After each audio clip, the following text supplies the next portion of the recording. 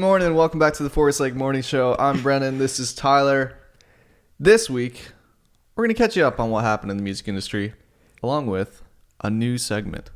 We do have a new segment, but first we're going to let you have the reminder that Forest Lake is releasing How I Feel in 7 days and 14 hours. May 7th. From this moment right now. May 7th. We're very excited about it. It's next weekend. It's next Sunday. We'll still be doing our normal podcast next week, probably give you more information about it, and then maybe do something else fun for next weekend. We don't know. We'll see. But yes, How I Feel is coming out. You'll be seeing a lot of content about it because we're excited about it. But without further ado, like you said, we're going to jump right into a new segment. Because last week, if you do follow this show, we talked about more or less of us doing some scouting.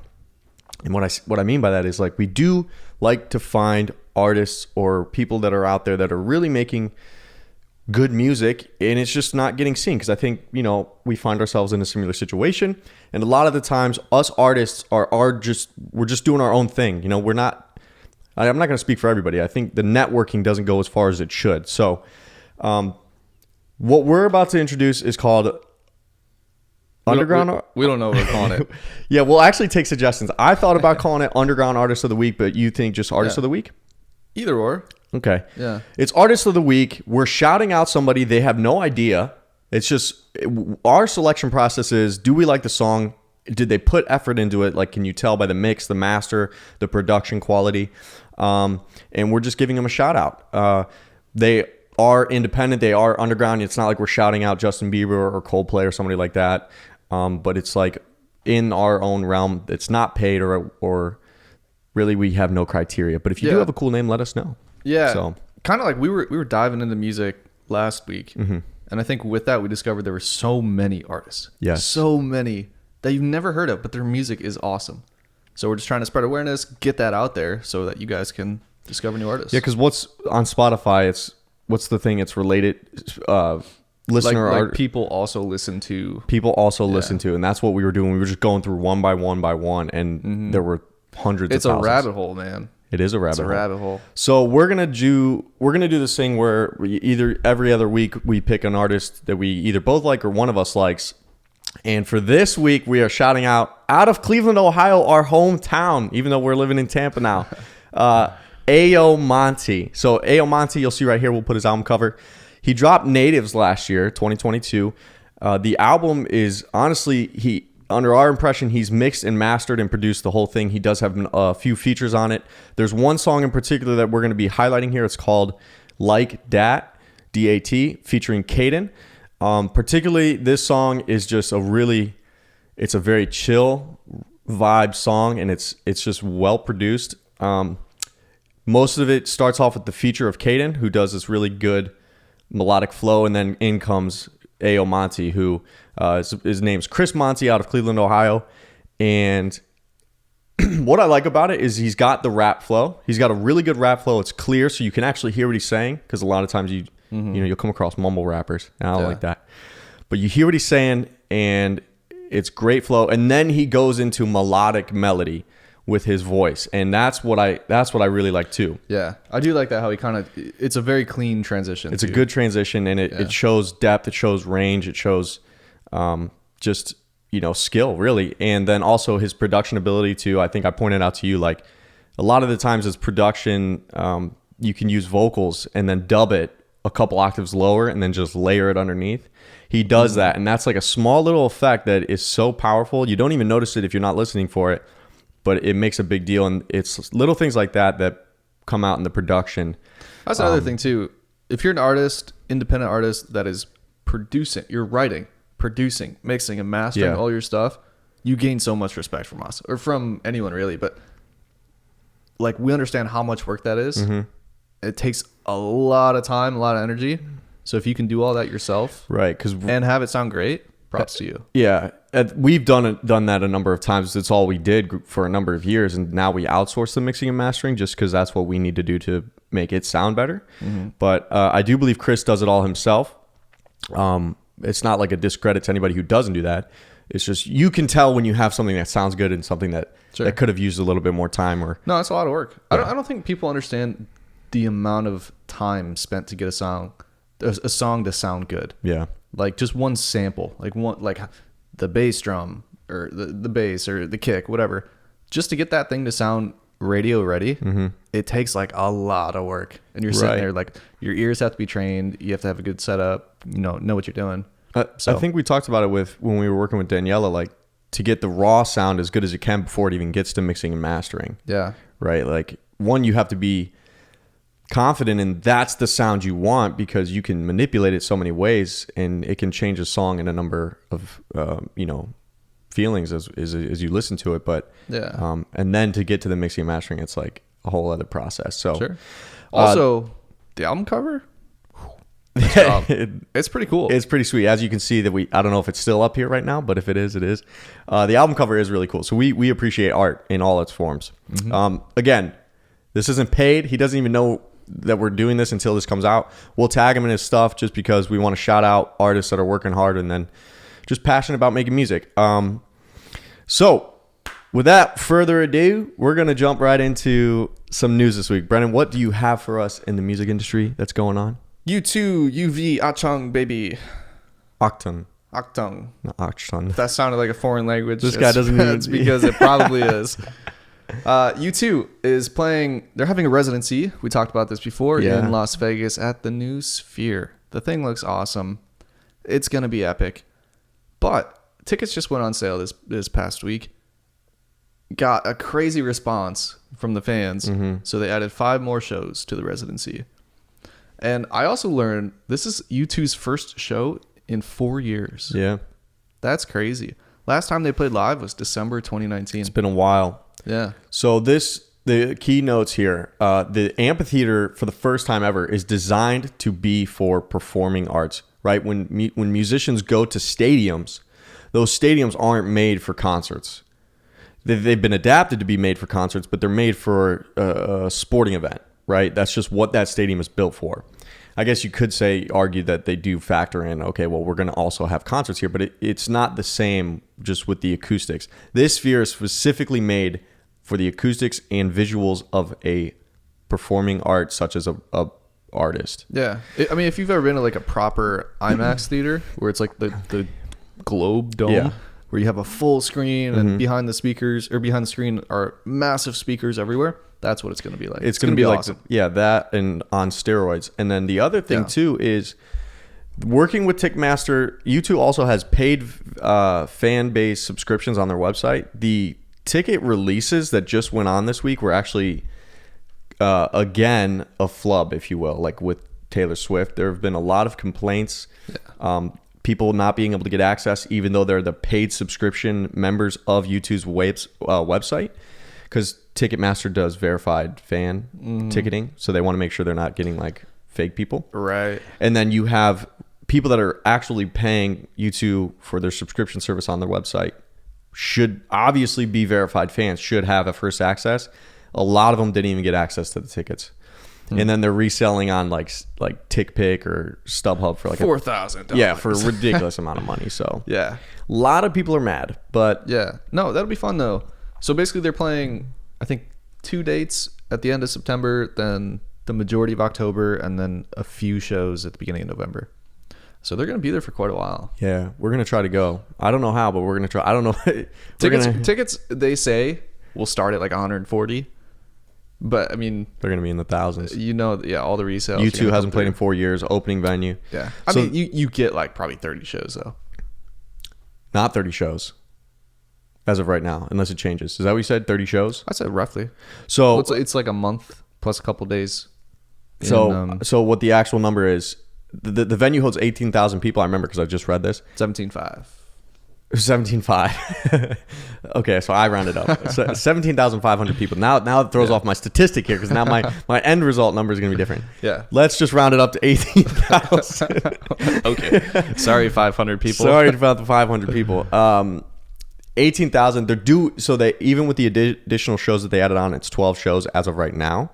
That's 216,000 tickets total, which is actually statistically a very low number for people going to a U2 concert. If you look at their past concerts, right? It's a small venue. It's a small venue. So I'm sure they'll do more shows. They are getting older, but we'll see what happens. Yeah.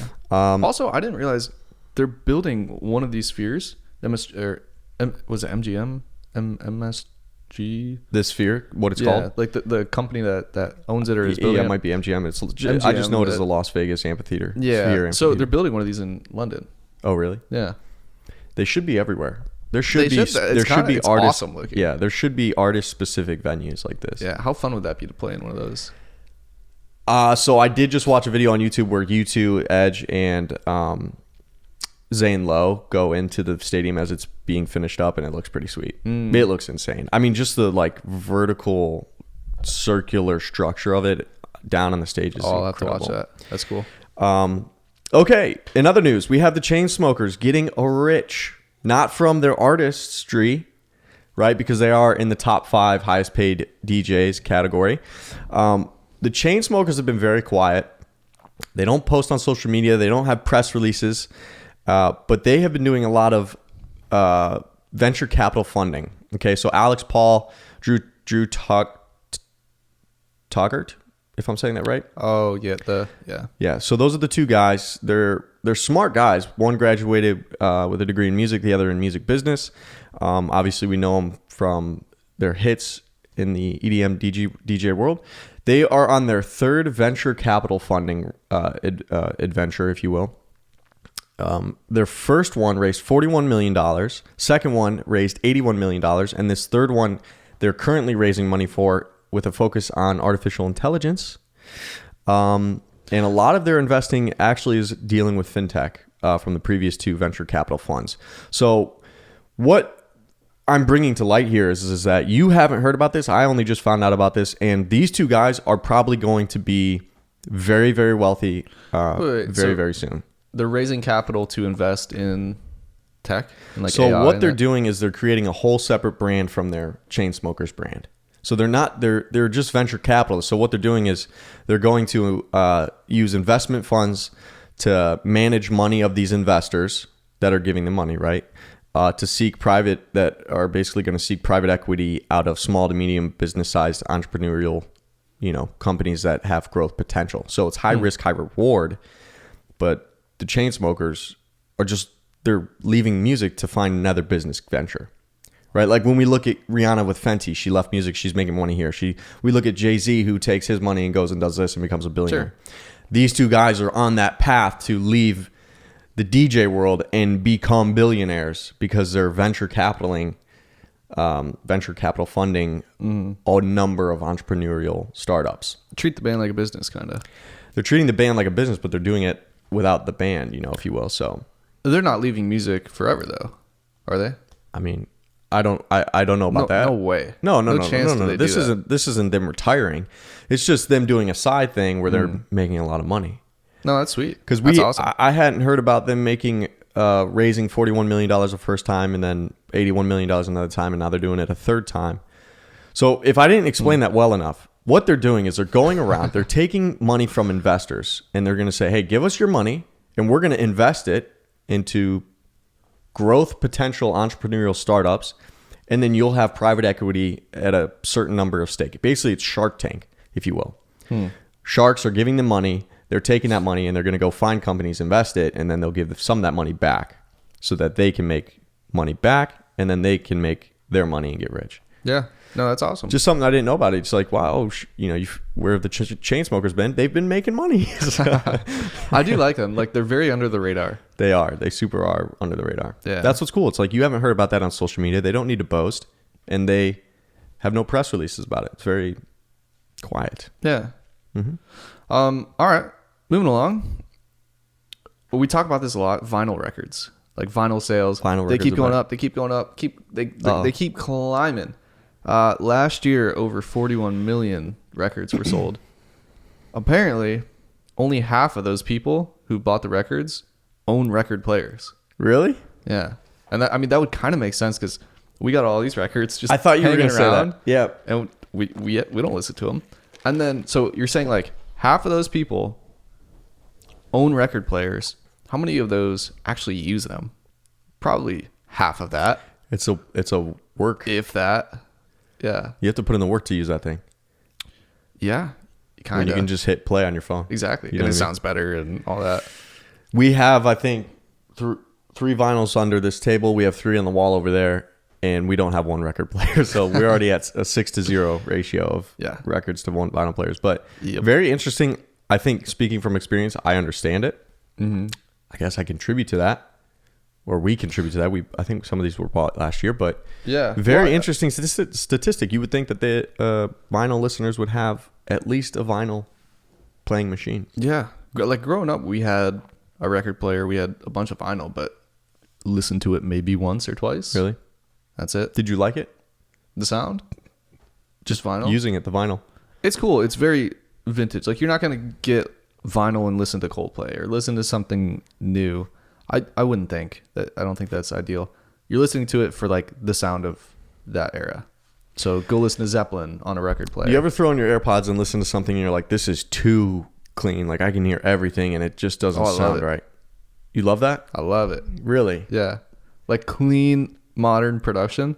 That reminds me of like Grant's production. Like we talked about Grant last week. Yeah. Grant's production is so clean. You listen to it with AirPods cranked and it's awesome. It's an eargasm. Okay, but let's talk about like early 2000s type of song. Sometimes I come across a Coldplay song and I can hear things that I'm like, it's just not the same as if I just. It's also, once you hear those things, you can't unhear them. Yeah. You know, like that's true. You hear a little guitar thing, you're like, oh, damn, why did he put that there? Can't unhear it. It's curious too, because they did those things that you couldn't hear, and now we have the technology to hear it. So was that how we were supposed to hear it in the first place? And we're just only perceiving the way we heard it the first time, and that's what we like. You know what I'm saying? Like sometimes there's that grainy or that mushy, and we love it, and now we hear it like so good with these AirPods or these, Beats headphones. It's, I don't know. Well, they weren't hearing that back in the day when they made it like that. You don't think so? No, because they were listening on the same tech that you would have been listening to it on, right? But if they were making all those little minor things and they were putting them on the record, or on a song specifically, they would know make it's those there. things and just like tuck them down, right? I guess. I don't know. I wasn't making music in the early 2000s to know what it was like. Because Pro Tools was around. I don't know. I can't imagine what Pro Tools was like in the 2000s. I've seen videos of it and it just looks awful. Looks terrible. Yeah. It's but like that's what people were using, right? Yeah. Pro Tools. That's crazy. Yep. Was Logic around? Oh, I don't know. We don't know. Maybe. I mean, Avid was still ripping off customers. Back then. I'll dive into another one real quick. Yeah, go ahead. Freddie Mercury, Queen's frontman, is kind of having like an open estate sale at his London house. Really? So August 4th through September 5th, you can walk through Freddie Mercury's house, buy his stuff. Really? All of his stuff's going on auction. They said there's gonna be like over 1,500 items. You can go buy his lyric notebooks, his paintings, his clothes, his mustache comb. It's just been sitting there for all this time? It's just been sitting there. Yeah.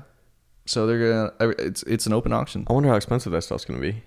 Probably pretty expensive. But imagine owning Freddie Mercury's mustache comb. Mustache comb. How cool would that be? Put it in like a little case. I feel like it'd be kind of gross. It'd be strange for sure. You know where that mustache has been? I don't want to know. Maybe I just own the lyric book. Yeah, honestly, be careful. Yeah. Yeah. With the mustache comb, if you're gonna buy that. No, but that give it a sniff first. Yeah. Sniff test. But that is pretty sweet. I mean, I'm not a big Queen fan. I'm a fan of Queen because they're great, but I don't listen to them a lot. Yeah. So I don't really have, like, if it was Chris Martin's house, yeah, sign me up. I'm there. What am I buying? But you're obsessed. Freddie Mercury, I don't know. That'll be interesting to see. You said when does that happen? Next month? August. Oh, later this year. Yeah. So we'll have to go keep you guys up to date because I'm sure we'll get more information on like what's worth what are the prices. Trying to go to London? I think it would be cool to just go and walk through his house because that's pretty sweet, Sure. Like where he walked and do all that cool stuff and see what that's about. Okay, that was is that everything you have for the week? I have one tiny thing, but we'll cap it off with that. We'll cap it off with the tiny thing? Yeah. All right, I'm going to try and make this quick. A couple weeks ago, you talked about AM radio. Ford trying to get rid of AM radio in their cars, AM and FM radio. So it turns out, okay, a fall 2022 survey was conducted by Nielsen Audience and their data, which is basically the national TV and radio measurement system. It's like the most authentic. And all of this stuff that I'm going to get this information from will be linked, so you can also check it out and validate it at your own terms. So the results were just released from the 2022 fall survey on AM and FM radio. And the statistics are contrary to everything that we did say from what we knew at the time. They're up? It's not that they're up. It's that they weren't correct in the first place. It was perception over reality. So what the statistics have revealed is that 82, 346, 800 million. Let me say that better. 82,346,800,000 Americans. Billion, trillion, just million yen. As I was saying it, I was like, wait, did I forget to say million already? Yeah. 82,346,800 Americans listen to AM radio per month. Okay, that's one statistic they found. 57% listen to news talk stations, and Ford owners themselves represent 20% of all AM radio listeners. So it's ironic that Ford came out stating they wanted to remove AM radio, especially in the statistic that they found. Ad-supported audio in cars, 88% of it comes from AM FM radio. 6% comes from podcasts, 4% comes from Sirius XM, 2% from Pandora, and then the remaining percent is miscellaneous. That is interesting because I was just thinking, like, the only time you would ever listen to like AM or FM radio would be in your car if you don't have like Spotify, you don't have CDs or a CD player, or like you don't have Wi-Fi. Like you can't get signal. Last resort is AM radio, and you're like, oh god. Yeah, or if there's news or disaster or something happen, you're going to turn on the AM or FM radio for updates. It's like it said 50% is for news talk stations. So, that's more than the majority. These trends, by the way, have been consistent for the last 6 years. So the reason why it's perception over reality, they believe it to be, is that agencies and advertisers overestimate Spotify and Pandora and sell devices and those audiences, just because of they have grown in popularity, and it's nothing more than an overestimation when it comes to in-car listening of audio. They also believe that there's an erroneous narrative by journalists in big cities who don't even use a car to commute to work in the first place, right? These articles that come out, or you have people that are working for Ford or wherever in Chicago, LA, or New York, and they don't even drive to work. They don't commute to work, so they don't even know an actual population representative of the AM FM radio. Sure. So just wanted to touch on that because I thought it was very interesting. It doesn't state whether or not AM or FM radio will get removed by Ford vehicles or other vehicles, because the future does move very quick. But yeah, I'm kind of curious to see what happens with like the future of radio, because Spotify now is taking like AM radio into like a podcast essentially. Well, right now it seems very popular in cars, and I mean, looking back on it, I've listened to it for sports talk shows, or obviously now I use my phone, but I'm not representative of the entire 350 million plus Americans in this country. Yeah, so it might. I feel like it's an older generation thing. Yeah. So give it 15 years. We'll see it be drastically different. Yeah. Right. So, all right. Cap it off here. Fair enough. To finish off this episode, I was just kind of curious. This was a shower thought of curiosity, I guess. The most streamed song of all time on Spotify. What would you think it'd be? The most streamed song ever. Is it Drake? Is it a big artist, current time artist? Yeah. Is it The Weeknd? Yeah. It's The Weeknd? Yeah. With you want to go for 2 for 2? Okay, so we're at The Weeknd. Is it Save Your Tears? No. What's the other song? Blinding Lights. Blinding Lights. Yeah. Most streamed song ever? Over 3.5 billion listens. Wow. I thought that was crazy. I thought it'd be some older artist with more listens, more time to get those listens. It's The Weeknd. That's like a relatively new song. Yeah. Blinding Lights was only a couple more than years 3.5 billion just on Spotify. That's wild. Wonder how much that check is. I mean, you get that many listeners, you're getting a good check, right? It's got to be a million or two, a couple million for sure. Good on The Weeknd, man. That's awesome. It. Yeah, but that was it. That was it. That's pretty interesting to know. Who do you know? Who was 2? I don't. We don't know the runner-up. I should have looked that up. Wouldn't it be sweet if it was him again with like another one of his songs? Force Lake, baby. He really did come out of nowhere the weekend, like in popularity when he came out with the. Think so? Well, I don't know. Maybe I'm gonna take that back. He's been slow and steady. He's been pretty popular. I feel like he came out of nowhere to me just because of what I'm listening to, but it's like, you know, he sneaks in like situations like that, like you say, like you wouldn't expect The Weeknd to have the most streamed song ever, right? But then it's like, oh, The Weeknd. Oh shit, yeah, the dude's killing it. When I searched that, I was like, is there another song called Blinding Lights that's not by The Weeknd? Somebody else. Yeah. Well, shout out to The Weeknd. Shout out to AYYO MONTE from Cleveland for making great music, and we'll link all his stuff here. And you know, if we're not on AM/FM radio, but if we were, we should probably get on AM/FM radio if they have 82 million listeners on that. We're gonna be attracting platform. The boomers, folks over 50 years. Yeah. So I will say one more thing. They did a demographics on it, and consistently just for the ad supported listeners, the demographics from 18 to like 65, it's very consistent. Like it's not like you see proportionately more in the older generation. You actually still see a consistent number from like 18 to 25, 25 to 30, 35 to 45. 18-year-olds are listening to AM radio.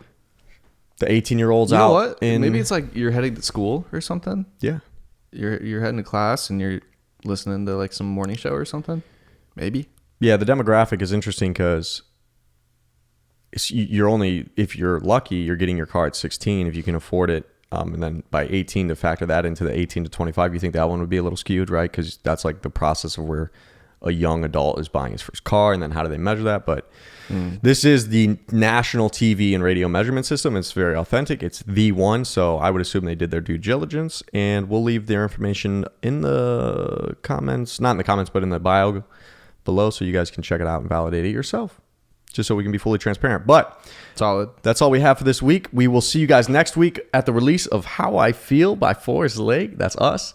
And maybe we'll have something else cool going on for that episode. Thank you all so much for watching. Thank you guys for watching. Have a great, safe weekend. See you next week. Peace out.